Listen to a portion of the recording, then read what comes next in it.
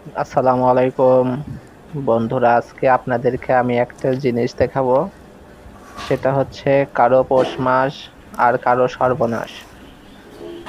এখানে এই পোকাটাকে পিঁপড়াগুলো ধরে নিয়ে যাচ্ছে খাওয়ার জন্য।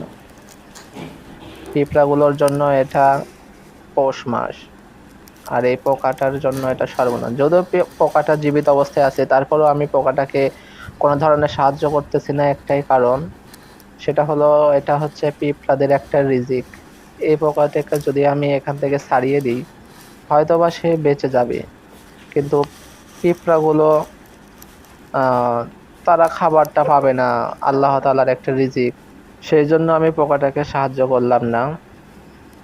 কিন্তু দেখে খুবই খারাপ লাগতেছে, কিন্তু কিছু করার নাই। আমরাও তো হাঁস মুরগি গরু ছাগল এগুলো জবাই করে খাই, আমরা যেহেতু মুসলমান। কিন্তু দেখে খুবই খারাপ লাগতেছে, একটাই কারণ যে পিঁপড়াগুলো তাকে কামড়াচ্ছে, এই যে গর্তের মধ্যে নিয়ে চলে যাচ্ছে, একটু পরে খাবে। তবে পিঁপড়াদের কে দেখে আমাদের অনেক কিছু শেখার আছে। তা হলো, তারা দলবদ্ধভাবে চলার কারণে তারা ছোট হলেও অনেক বড় বড় জিনিস তারা যে কোনো সময় ঘায়েল করতে পারে আর কি।